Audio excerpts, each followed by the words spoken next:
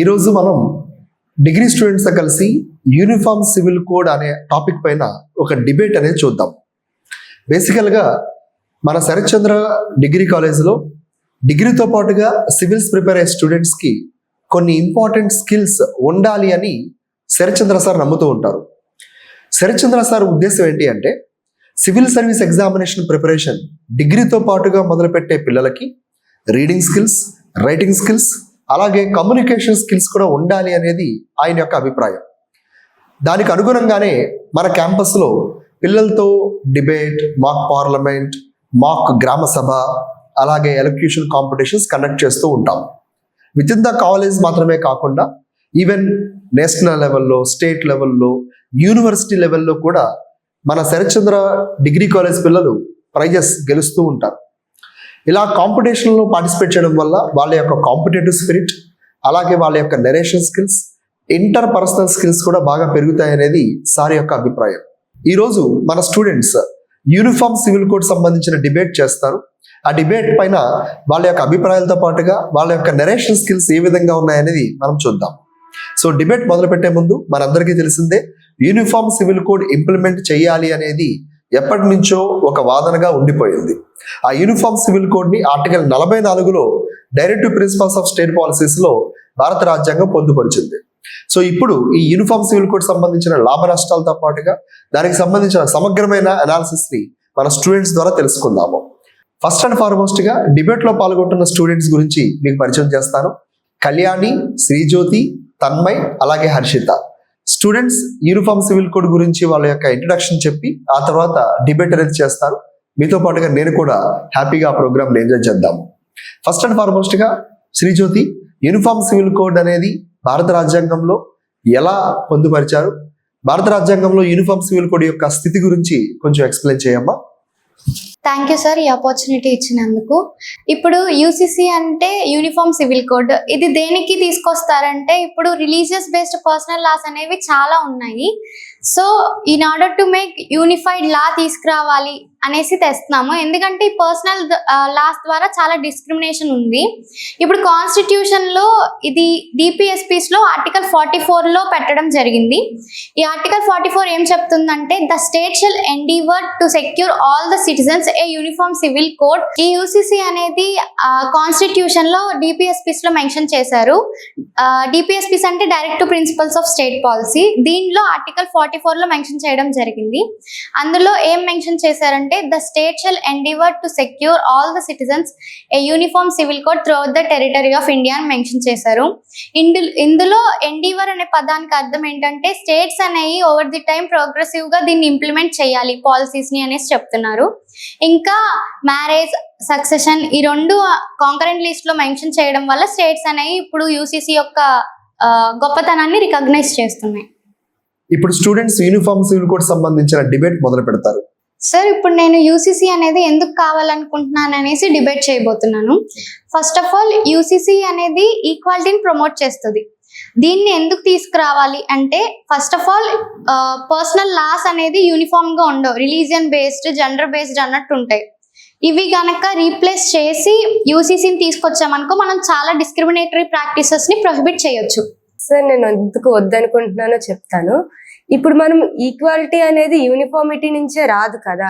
ఇప్పుడు మనం personal loss ఉన్నాయి, ఇంత డైవర్స్ కంట్రీలో ఇప్పుడు మీరు పర్సనల్ లాస్ ని తీసేసి యూనిఫార్మిటీ తెద్దాం అనుకుంటాం కల్లా ఆ పర్సనల్ లాస్ ని మెయింటైన్ చేస్తూనే వాళ్ళకి కాన్స్టిట్యూషన్ ప్రొటెక్షన్ ఇవ్వచ్చు కదా. ఇప్పుడు సొసైటీలో డెప్త్కి వెళ్ళామనుకో ఆ డిస్క్రిమినేటరీ ప్రాక్టీసెస్ అనేవి కనిపిస్తాయి. ఓవరాల్ ది ఇండియా కంట్రీ చూసుకుంటే మనకి లూప్ హోల్స్ ఏం కనిపించవు. డెప్త్ సొసైటీలోకి వెళ్తే ఉమెన్ అదే ఏం ఫేస్ చేస్తున్నారు పర్సనల్ లాస్ వల్ల అనేసి తెలుస్తుంది. సో మనం ఆ రిలీజియన్ బేస్డ్ లాస్ ని తీసేసి యూసీసీని ఇంప్లిమెంట్ చేస్తే యూనిఫైడ్ లా కింద సెక్యులరిజం ప్రమోట్ అయ్యిద్ది, నేషనల్ ఇంటిగ్రేషన్ వచ్చింది, ఇంకా జెండర్ జస్టిస్ కూడా ప్రమోట్ అయ్యిద్ది.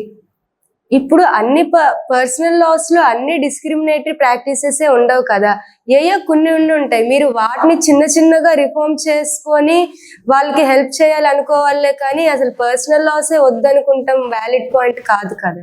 ఇప్పుడు ప్రతి ఒక్క పర్సనల్ లాని అమెండ్ చేయడం అనేది పెద్ద కాంప్లెక్స్ ప్రాసెస్. ఒకవేళ చేసినా కూడా చాలా ప్రొటెస్ట్, ఇంటర్నల్ థ్రెట్స్ అనేది మనం ఫేస్ చేయాల్సి వస్తుంది కదా. కానీ మన కాన్స్టిట్యూషన్లో ఇచ్చిన ఫండమెంటల్ రైట్స్ ప్రకారం ఆర్టికల్ 25 అనేది రైట్ టు రిలీజియస్ ఫ్రీడమ్ అనేది మనకి ప్రొవైడ్ చేస్తుంది. అండ్ ఆల్సో ఆర్టికల్ 29 and 30 కూడా మైనారిటీ వాళ్ళ కల్చరల్ రైట్స్ని ప్రొటెక్ట్ చేస్తుంది. కానీ యూసీసీ ఇంప్లిమెంట్ చేయడం వల్ల ఈ ఫండమెంటల్ రైట్స్ అనేవి వైలేట్ అయ్యే ఛాన్సెస్ ఉన్నాయి కదా. కానీ ఫండమెంటల్ రైట్స్ అనేది అబ్సల్యూట్ కాదు కదా, రీజనబుల్ రిస్ట్రిక్షన్స్ ఉన్నాయి. ఇప్పుడు ప్రతి ఒక్క పర్సనల్ లాని రిఫర్ చేసి జడ్జ్మెంట్ ఇవ్వాలి అంటే జస్టిస్ డిలే అవుతుంది. Delayed justice is denied justice అన్నారు కదా. ఇప్పుడు ఒక యూనిఫామ్ సివిల్ కోడ్ ని తీసుకొస్తే జడ్జ్మెంట్ అనేది స్పీడ్ అవుద్ది, అడ్మినిస్ట్రేటివ్ ప్రాసెస్ అనేది సింపుల్ అవుతుంది. ఇప్పుడు మీరు అడ్మినిస్ట్రేటివ్ ప్రాసెస్ ఈజీ అయ్యిద్దని ఎప్పటి నుంచో ఉన్న పర్సనల్ లాస్ అనే వాటిని ఓవర్ రూల్ చేసేసి యూనిఫామ్ సివిల్ కోడ్ తెస్తాం ఎంత మాత్రం కరెక్ట్? ఒక అడ్మినిస్ట్రేటివ్ ప్రాసెస్ జస్ట్ ఈజీ అవుతాం కోసం అన్ని ఇయర్స్ గా వాళ్ళు క్రియేట్ చేసుకున్న కస్టమ్స్ ని, ట్రెడిషన్స్ ని అవన్నీ ప్రొటెక్ట్ చేసుకునే పర్సనల్ లాస్ ని తీసేసి యూసీసీ తెస్తాం కరెక్ట్ కాదు కదా. కానీ మన కాన్స్టిట్యూషన్ అనేది డైనమిక్ ఇన్ నేచర్ కదా. మన కాన్స్టిట్యూషనల్ మేకర్స్ ఏంటి, ఇప్పుడు మన సొసైటీ అనేది ఎవాల్వ్ అవుతూ ఉండిద్ది, దాని బేస్డ్ గా లాస్ అనేవి అమెండ్ అవ్వాలనేసి మన కాన్స్టిట్యూషన్ లో అమెండబిలిటీ ప్రొసీజర్ అనేది పెట్టారు.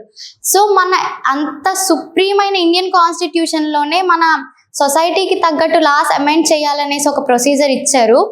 అప్పుడున్న సొసైటీ బట్టి ఆ పర్సనల్ లాస్ అనేది తయారు చేయబడింది. సో ఇప్పుడు మోడర్న్ సొసైటీ బట్టి అవి ఎవాల్వ్ చేస్తూ ఒక యూనిఫైడ్ సివిల్ కోడ్ అనేసి తేవాలి. సో నేనేమనుకుంటున్నానంటే యూసీసీ అనేది ఒక సింగిల్ కోడ్ ఆఫ్ ఫ్రేమ్వర్క్ ని తెచ్చే ముందు పీపుల్ ఒపీనియన్స్ అండ్ ఫీడ్బ్యాక్స్ అన్ని తెలుసుకొని వాళ్ళ కన్సెన్సెస్ అండ్ కన్సల్ట్ చేసి అన్ని కన్సిడర్ చేసి ఇంప్లిమెంట్ చేస్తే it would have been more effective అని మేము ఫీల్ అవుతున్నాం. నువ్వన్నది కరెక్టే, కాకపోతే మనము వరల్డ్ లో అందరికన్నా ఎక్కువ పాపులేషన్, హ్యూజ్ పాపులేషన్ మందే. So each and every member consensus తీసుకోవడం అనేది అసలు జరగని పని. సో మనం ఎవరినైతే ఎలక్ట్ చేస్తామో రిప్రజెంటేటివ్స్ కింద వాళ్ళే లాస్ తీసుకొస్తారు. మనకి ఏది మంచి అనేసి మనం ఎవరిని ఎలక్ట్ చేసుకున్నాం అన్న దాన్ని బట్టి వాళ్ళు ఒపీనియన్ అనేది తెలుస్తుంది కదా. సో మంచి జరిగిద్ది అనేసి వాళ్ళు ఒక లాని తీసుకొస్తారు. అలా యూసీసీని తీసుకువస్తే డిస్క్రిమినేటరీ ప్రాక్టీసెస్ అనేవి పోతాయి. నేషనల్ ఇంటిగ్రేషన్ కి అది చాలా యూజ్ అవుతుంది అనేసి యూసీసీ తేవాలని జరుగుతుంది. ఈవెన్ సుప్రీంకోర్టు చాలా కేసెస్ లో కూడా యూసీసీ తేవాలి, డిజైరబిలిటీ ఉండాలనేసి జడ్జ్మెంట్స్ ఇచ్చింది. ఫర్ ఎగ్జాంపుల్ ఇప్పుడు సర్లా ముద్గల్ కేసు ఒకటి, సైరా బాను కేసు అంటే పాపులర్ గా ట్రిపుల్ తలాక్ కేసు అంటారు. ఇంకొకటి వచ్చేసరికి షా బాను వర్సెస్ మొహమ్మద్ అబ్దుల్ ఖాన్ కేసు. ఈ 3 కేసెస్ లో కూడా యూసీసీ ఉండాలి అనేసే చెప్పారు వాళ్ళు. 21st లా కమిషన్ దాని రిపోర్ట్ లో ఏమంటుందంటే UCC is neither necessary not desirable అంటుంది కదా.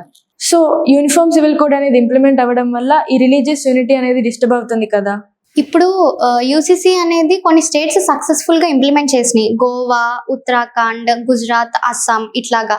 ఇప్పుడు ఏంటంటే యూనిటీని ప్రమోట్ చేస్తున్నాయి, అంటే యూనిఫైడ్ స్ట్రక్చర్ తెచ్చి ఈ డిస్క్రిమినేషన్ అనేది పోగొట్టని. కానీ ఇప్పుడు గోవా ఇంప్లిమెంట్ చేసిన అందులో రిలీజియస్ లూప్ హోల్స్ ఉన్నాయి, జెండర్ ఇన్ఈక్వాలిటీ ఉంది. అలాగే కొన్ని స్టేట్స్ ఇంప్లిమెంట్ చేసినా అది మొత్తం సొసైటీకి ఇంప్లిమెంట్ చేయలేదు కదా. వాళ్ళు షెడ్యూల్ ట్రైబ్స్ కి ఎగ్జామ్షన్ ఇచ్చినప్పుడు ఇది యూనిఫామ్ సివిల్ కోడ్ ఎలా అవుతుంది? వాళ్ళు కొన్నిటికి ఎగ్జామ్షన్ ఇచ్చేశారు కదా. సో ఈ విషయంలో బ్యాలెన్స్డ్ అప్రోచ్ అంటే ఎలా ఉండాలి అనేది ఎవరు చెప్తారు? సార్, యూసీసీని ఇంప్లిమెంట్ చేయడానికి ఒక బ్యాలెన్స్డ్ అప్రోచ్ కావాలి. ఈ బ్యాలెన్స్డ్ అప్రోచ్ అనేది ఫేస్డ్ కన్సెషనల్ డ్రివెన్ స్ట్రాటజీతో ఉండాలి. ఇది ఓవర్ నైట్ లో నేషన్ వైడ్ గా ఇంప్లిమెంట్ చేయడం అనేది పాసిబుల్ కాదు. గ్రాడ్యువల్ గా step by step process use చేసుకుని ఇంప్లిమెంట్ చేయాలి.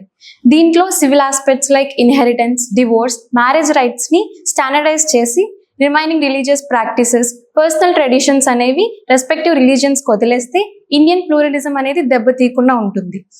ఏమైనా లా తీసుకొచ్చేటప్పుడు ట్రైబల్ లీడర్స్, మైనారిటీ గ్రూప్స్ని డీప్గా కన్సెంట్ అయితే స్టేట్ అనేది ఆర్టికల్ 44కి, ఆర్టికల్ 25కి క్లాషెస్ రాకుండా చూడొచ్చు. యూసీసీ యొక్క మెయిన్ ఆబ్జెక్టివ్ ఏంటి అంటే ఈ పర్సనల్ లాస్లో ఉన్న డిస్క్రిమినేటరీ ఆస్పెక్ట్స్ని ఒక యూనిఫామ్ సివిల్ కోడ్తో రీప్లేస్ చేయాలి. ఈ యూనిఫామ్ సెట్ ఆఫ్ లాస్ అనేవి కాన్స్టిట్యూషనల్ మొరాలిటీని అప్హోల్డ్ చేయాలి. అలాగే ఇండియా యొక్క డైవర్సిటీని అరెస్ట్ చేయకుండా ఉండగలగాలి. స్టూడెంట్స్ మనకి యూనిఫామ్ సివిల్ కోడ్ గురించి చాలా మంచి డిబేట్ని అందించారు. సో ఇప్పుడు నేను వాళ్ళందరినీ కూడా వాళ్ళ యొక్క కన్క్లూడింగ్ రిమార్క్స్ చెప్పవలసిందిగా కోరుతున్నాను. According to me, true UCC should avoid the religious loopholes and gender inequality which is found in the Goa Civil Code. And I feel that Uniform Civil Code should bridge the gap between the Constitution's promise of gender justice and the ground reality of personal discriminatory laws. And I feel that implementing UCC will simplify India's complex legal system. It reduces the burdens on court and provides a common set of consistent rights for every citizen. In our modern society, UCC implementation explicitly excludes scheduled tribes in order to preserve the traditional privileges and their rights. So ఇది uniform civil code పైన students యొక్క అభిప్రాయాలు. Students చేసిన మా ఈ debate అనేది informative గా, knowledgeable గా, ఎన్లైట్మెంట్ గా ఉంటుందని మేము ఆశిస్తున్నాము. ఇలాంటి మరిన్ని డిబేట్లు ఇంకా మీ ముందుకు తీసుకురావడానికి ప్రయత్నిస్తాము. Thank you so much and thank you for each and every student. I wish you all the very best for your future. Thanks a lot. నమస్తే అండ్ జై హింద్.